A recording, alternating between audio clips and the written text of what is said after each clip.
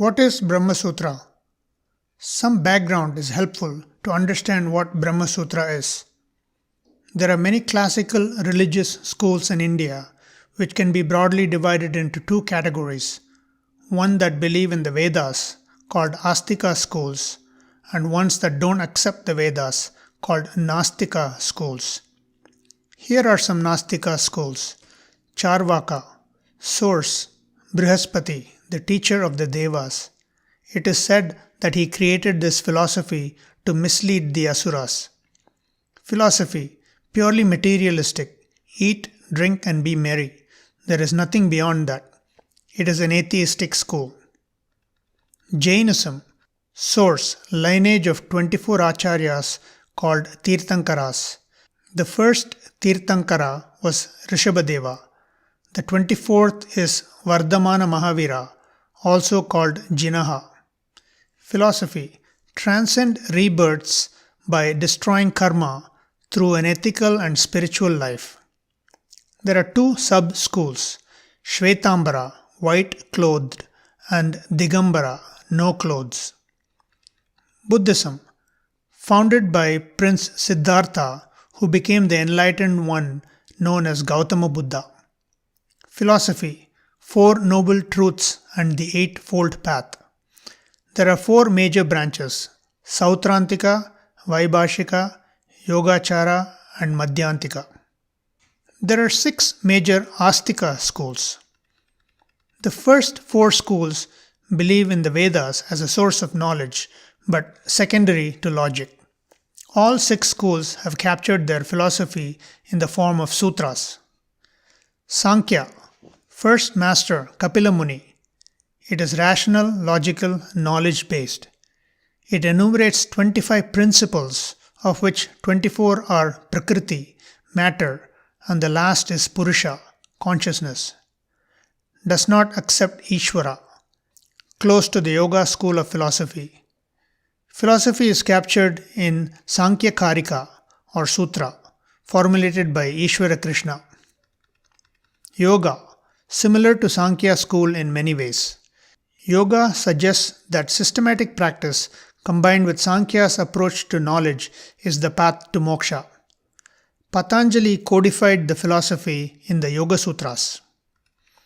The Nyaya school systematically develops logic as a primary source of knowledge. Asserts that moksha is gained through right knowledge. Gautama Muni organized the philosophy into the Nyaya Sutras.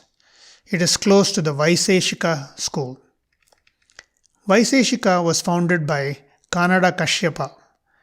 They believe that all objects in the physical universe are reducible to paramanu or atoms.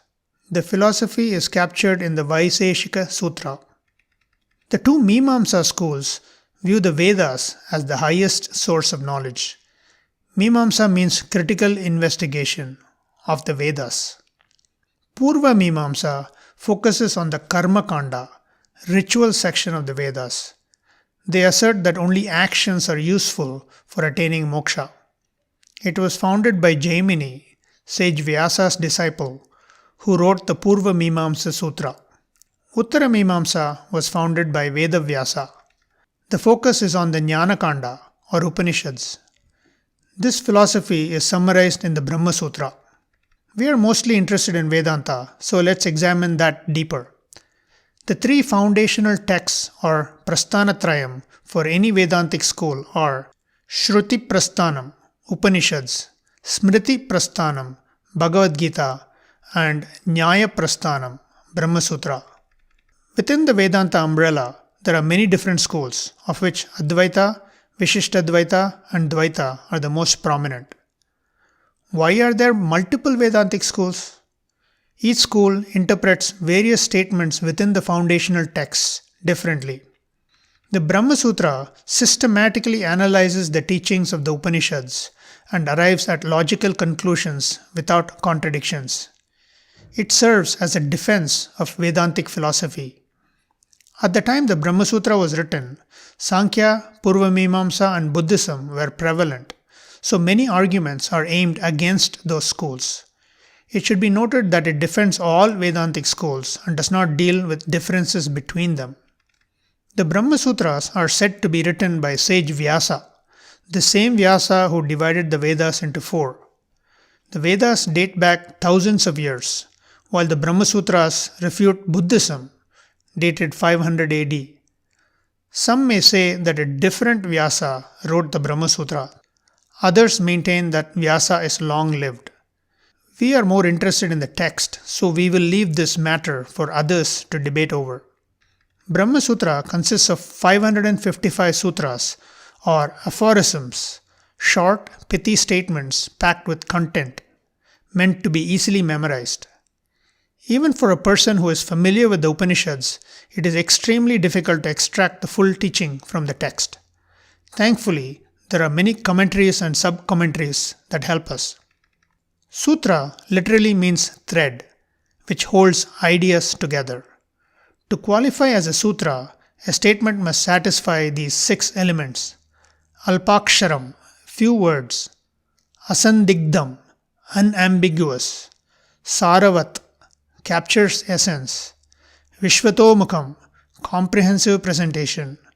Astobham, no fillers or repetitions. Anavadyam, irrefutable. Each topic in the Brahma Sutra is called an Adhikaranam and may contain one or more sutras. Every topic is structured into 5 parts. Vishaya, the subject matter, usually a verse from the Upanishads. Samshaya, what is the doubt surrounding that verse? Purvapakshi, opposing interpretations of that verse. Siddhanta, negation of all opposing interpretations and defense of the Vedantic view. And finally, Sangati, analysis of the position of this Adhikaranam within the Brahma Sutra. The Brahma Sutra consists of 4 chapters, each with 4 subsections.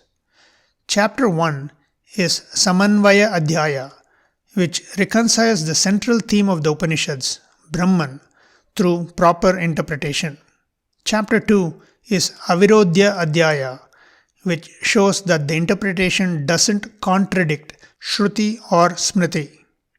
Chapter 3 is Sadhana Adhyaya, which clarifies the prescribed sadhanas for attaining spiritual knowledge.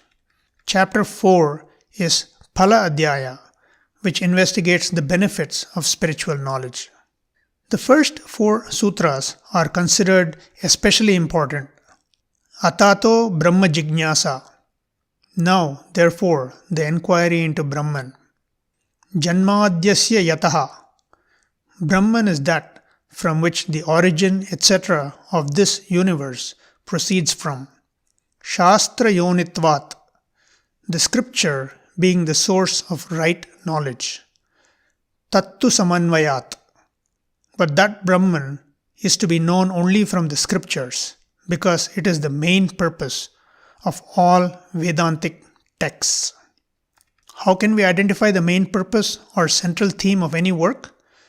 We can use these 6 indicators called Shadlingani. Upakrama Upasamharau, mentioned in the beginning and end. Start with a capsule summary and end with the same conclusion. Abhyasa, repetition. The central theme is usually repeated. Apurvata, newness. It is a topic not previously known. Phalam, mention of benefit. Arthavada, glorification. And Upapatti, logic or reason. In conclusion, the Brahma Sutra systematically analyzes the teachings of the Upanishads, extracts the central message, and demonstrates that the conclusion does not contradict any Shruti or Smriti statements. Om Tat Sat.